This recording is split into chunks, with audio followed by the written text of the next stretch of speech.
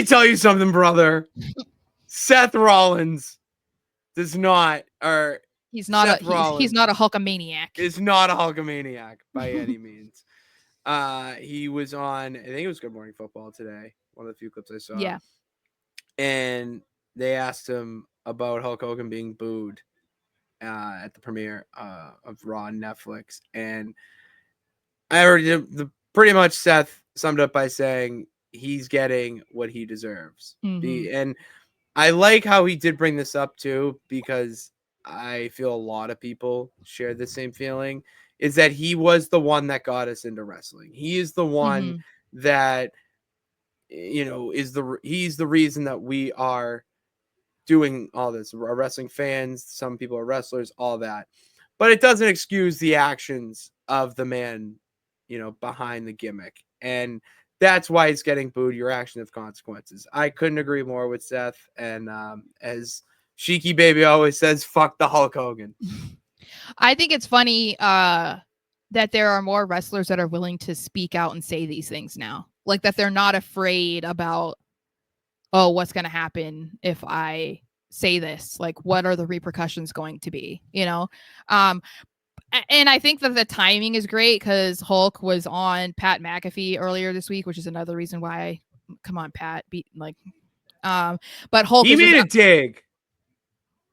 Pat McAfee made a dig. I know, too, but he Hulk still Hogan. platforms people that he shouldn't platform. But anyway, Hogan was on there lying again, saying like, "Oh, he expected to be booed," but he basically blamed it because he's a Trump supporter, and then that's why he was being booed. And it's like, no, that's not entirely true, bro.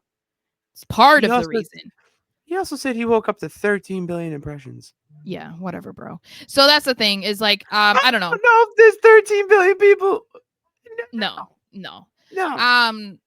Yeah. So I don't know. I appreciate Seth for seemingly always speaking the truth, because I feel like he didn't lie also when he talked about CM Punk over the years. So him calling out and calling out another problematic person. There's 8 billion people in the world, Sarah. Yeah, well, he got 13 billion views, so. Okay.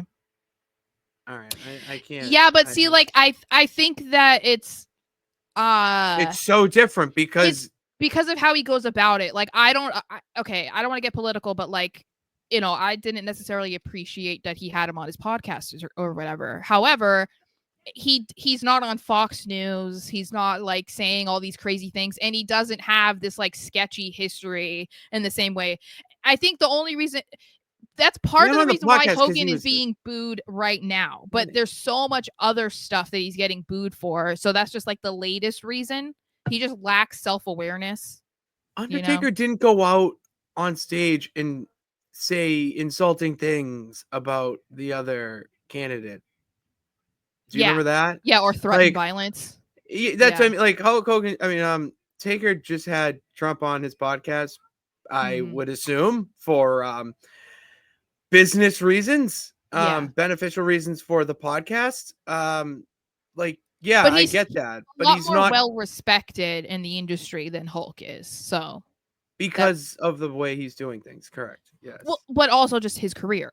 Like he was always like from what I've heard and from interviews and stuff, like Undertaker was always like a cool guy backstage. Like I mean, I've watched that interview with Maven talking about how like Taker was like, yeah, you're eliminating me. Like that's the kind of guy that Undertaker was and was never the kind of guy that Hulk was. So